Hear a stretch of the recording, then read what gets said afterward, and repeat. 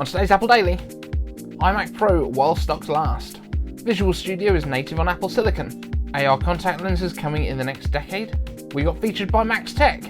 Headless Mac Minis.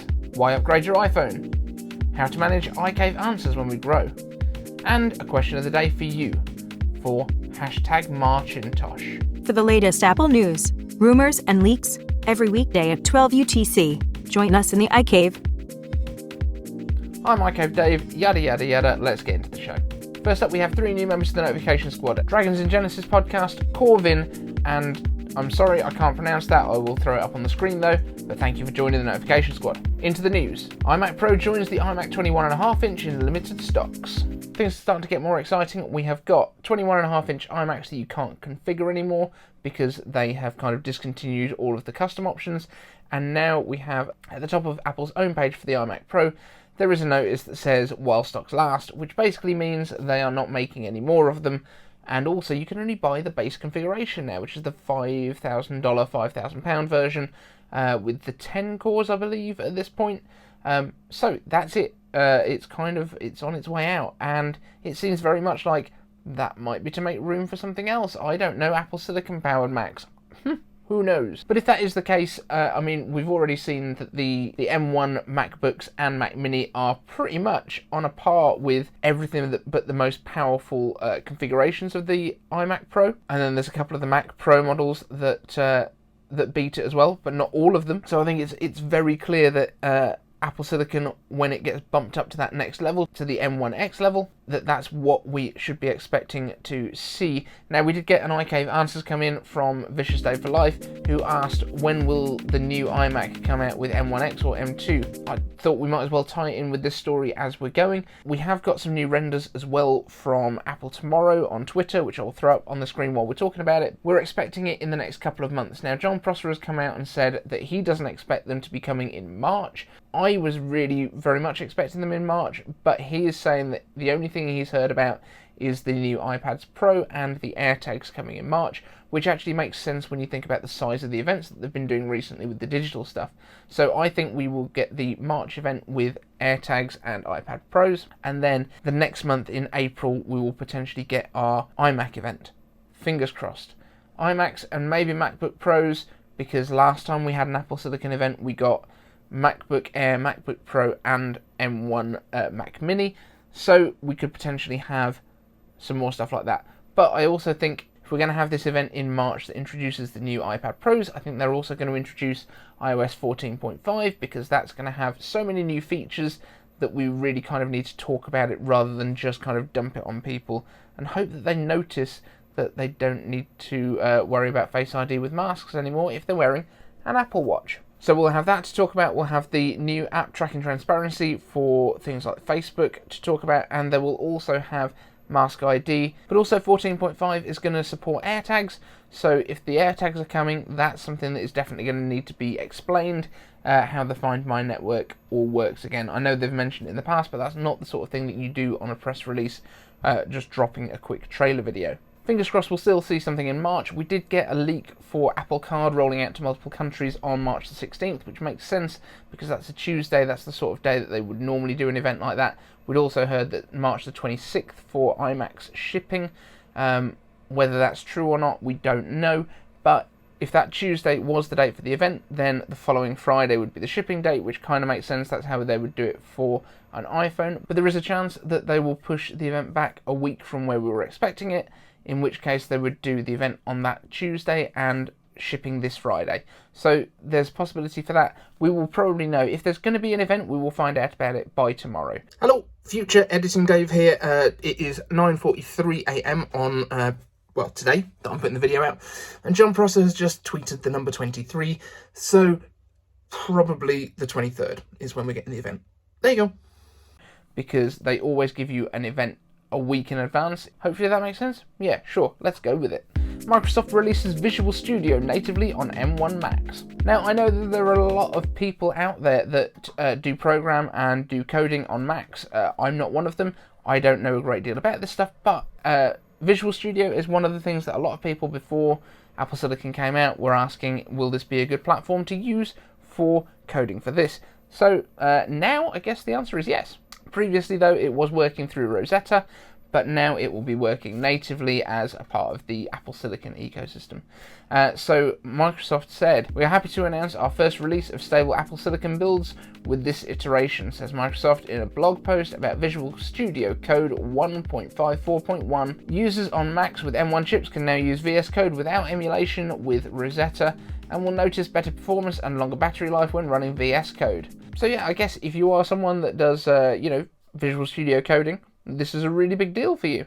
For me, it's not so much. Augmented reality contact lenses coming in the 2030s. Now, this seems like one of those kind of in 10 years kind of things, so don't hold too much to this, but it's a really interesting thing. I think we kind of all assumed that AR would go to contact lenses, because then it knows exactly where you're looking, because it's kind of on your eye and it's moving with your eye, and that all makes sense.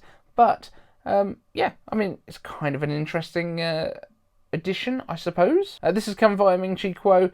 Not a great deal to say about this, to be completely honest, but I just wanted to mention it because it sounded really cool. And Max Tech featured our channel, but just don't get too excited about it. The guys over at Max Tech were talking about the M1X chips and the performance stuff, and they cited our thumbnail that was saying how I think it's fake. And I had a look back in the Wayback Machine, because obviously this has just come out recently. I think it was like the last 2 weeks that people have started talking about these CPU monkey benchmarks, and if you go to the Wayback Machine, you can actually find that page existed on the 22nd of January, which must be when I'd seen it previously, because I know that I'd seen it like a good chunk of time before anyone was talking about it. I thought it was actually back in December, but it turns out it was probably in January. 22nd of January, it looks like the date that page went up. It hasn't changed since then, so I'm still not 100% convinced. They even said in their video that it looks like some of these numbers are estimated, because it's literally exactly, they went from 2600 to 5200 on the graphics performance, because it's doubling the cores now. In most situations, anytime you're doing any sort of benchmarking, you will get a few points of variation on each run, because, ambient temperatures, all that sort of stuff. But no, it's exactly the same, and therefore that's what made me think in the first place, no, this looks like it's estimated, this looks like it's a prediction. Who knows? John Prosser has come out and said that these are legit. I think he means legit in terms of the configuration that they're talking about, in terms of the 12 processors, 8 big and 4 little cores. I don't think he was saying that these numbers are absolutely 100% true. I think he just meant that, yes, it's going to be a 12-core processor.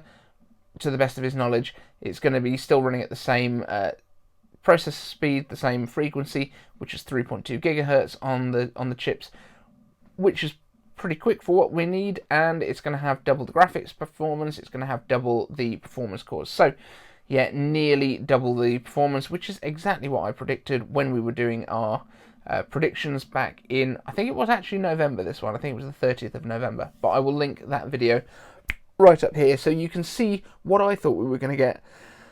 We'll see how close I was. And in some iCave answers, erstwhile Grubsteak asks, iCave answers, is it possible to set up and manage a headless M1 based Mac Mini using another Mac? Would a monitor be required for part of the setup? Now, this is not something that I've done in the past, but I did a little bit of digging into it, and yes, you will need a monitor or some sort of display that you can use while you set it up. Now, that could be your TV, it could be anything like that, but you will need to be able to boot up and set up the Mac Mini, and then, as far as I'm aware, you can then set up your screen sharing from system preferences once you're all up and running, and then you can access it from another Mac, and you can unplug it and plug it in wherever you want in your home or office. But yes, it can be done. It doesn't need to have a display afterwards, but I have also seen online a few people that are using an iPad purely as the main dedicated display for a Mac Mini right now. Then Eli here asked, hi Dave, do you think that we will see an iPad SE soon or in general? Thanks. And yes, I kind of do, but I think it's probably going to be what we currently call the base level iPad, because it sits a couple of generations back in terms of the processors. It makes sense to actually just call it an SE so that it makes sense with the other stuff like the iPhone SE, which is using generally a slightly older processor, or not at the launch of the processor at least. So right now we have the iPhone SE and the Apple Watch SE. As we've seen, the Apple Watch SE is basically the Apple Watch Series 5 with a Series 5 processor, but without the always-on display and without the ECG. So those have been taken out. The The iPad, I do think that the base level iPad should just be called the SE. Then you've got your SE and the Mini, and then you've got your Air and the Pro at the top end. That just makes a lot more sense to me, but let me know in the comments what you think. Andrew Hornback asks, on the topic of iPhone longevity and useful life, perhaps I'm not a super power user when it comes to my phones, but I can generally get a good number of years of service out of an Apple device. The same cannot be said for an Android device, especially when the carrier is involved in having to approve and distribute software updates over the air. If the iPhone 12 hadn't included 5G, my wife and I would have been perfectly happy to keep our iPhone 7 models for another year. Prior to the iPhone 7, the only piece of technology that I've ever pre-ordered, I was still using an iPhone 4S and it was still getting the job done quite well. Given the iPhone releases over the past decade, what are the compelling reasons to upgrade from one model to the next? Maybe I approach technology differently, but I haven't personally seen a need to even try to stay current on a year-to-year basis. And absolutely, I completely agree, you don't need to stay current year to year. The only people that kind of need to keep current are people like me, where number one, I need to use it to review. I need to have it in my hands so that I can tell you guys about it and tell you when it's worth upgrading, when it's not, what the new features are actually like, if they are as good as they have been made out to be by Apple, or if they are actually, sucky. But actually, for most people, I think every 2 to 3 years is about the right kind of cadence. I don't think £1,000 phone is something that you should be upgrading every year. But if you do, and if you choose to, that's absolutely fine. But it's then a case of finding the best way to make your previous devices useful still. So in terms of reasons that people might want to stay right up to date on the phones, number one, if you are taking photos with it as your primary camera, especially if you have kids, you probably want those pictures to be as good as possible, because those kids are only going to be kids the one time. You're not going to get the chance to kind of redo all of the baby photos. So a lot of people who use iPhone as their only camera, like actually I do, and you are watching someone on an iPhone as their only camera right now, it makes a lot of sense to stay up to date from that point of view. By the same token, when your camera quality increases, that also increases file sizes, therefore you need more storage. But also, people like to have the newer technology because they can do the same things faster or more conveniently or in a smoother way, or the images do just genuinely look a lot better out of the cameras. The images that you see on the displays look better because we've now got Super XDR displays on the iPhones. So there's a lot of reasons to upgrade. There's also a lot of great arguments for why people just don't need to upgrade, and I don't think anyone needs to until the iPhone stops having current software. At that point, you're kind of getting yourself into security issues potentially, but until then, if you're happy with the pictures that you're getting out of it, you go for your life. Ismail, who is Apple Tomorrow on Twitter, like you said, you've got a lot of questions on your last video. My question is, what is your plan going forward when the channel grows and there are more viewers asking questions than ever? How do you plan on answering them all? Do you plan on answering them all, or will it be just a selected few good questions? Cool, and that makes a lot of sense because, yes, the channel is starting to grow a little bit more again now. We did have a bit of a lull over Christmas where it kind of plateaued a little bit, but by all accounts, pretty much all of the tech YouTubers get something like that, where over Christmas there is very little news, and while other YouTube channels are absolutely blowing up because they've got all of this stuff to review for Christmas gifts and stuff, I'm not a review channel. That's not the sort of thing that I love to do. I will do the occasional reviews and I will let you know about the new Apple stuff as it comes. But in general, I'm not going to be here unboxing cases every week. I'm not going to be here reviewing new keyboards very often. If someone sends me one that they want me to take a look at, absolutely. If something really catches my eye and I pick myself one up, I will take a look at it for a review too. But in terms of answering all the questions, so far, I've answered every comment, I think, that's come in on the channel. There's nothing sitting in my pending, so I assume that I've got to everyone's questions. As we get to the point where it's very difficult to fit everything into one show, at least, we will do what I was experimenting with over the weekend, and we will probably put them into their own shows. So I'm basically developing a video wrapper that I can put around an iCave Answers question, and an easy way for me to do thumbnails so that I can kind of get them put out quite quickly. They're individually searchable, so if there's something that someone is looking for, then they can find it. That's kind of the reason that I'm putting them out in individual videos. It's not anything else. I think if anything, it would hurt my algorithm stuff, but I don't really care about that. I want to make a channel that's useful to people. But do let me know what you think about putting out more videos in that kind of short format down in the comments, because I do want to know what you guys like. But in terms of once it gets overwhelming, because, you know, if I was Rene Ritchie or someone like that, there is no way that every question that was posted in the comments, especially if he's asking for questions, would get individually answered.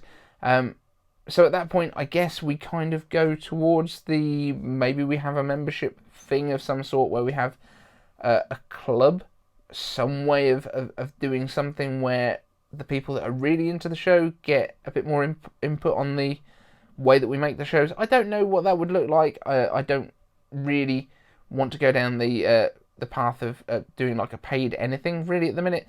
I might do some t-shirts. I've got some ideas for some t-shirts that I might be doing. But apart from that, I'm not looking to kind of charge for my content. I don't think that's like the right way to go around things, especially when everyone will still be looking at adverts. So not 100% sure, but if you guys have got any ideas of what you would do, please let me know. There are a couple of iCave answers that I am doing still as separate videos. So there is one for Sadiq Mukherjee that's in the works. It's already in the can. I just didn't get around to editing it yesterday, so that will go up today as well. But I want to end with a question of the day. It is #Marcintosh. What is the oldest piece of Apple tech that you still use? Whether that's on a day-to-day basis or once a week, or, you know, it's an iPad that you have in your kitchen just for doing recipes or watching a bit of YouTube. Let me know down in the comments, what is the oldest piece of Apple kit that you are still making use of, and what are you doing with it? Thanks so much for watching, and I'll see you in the next video.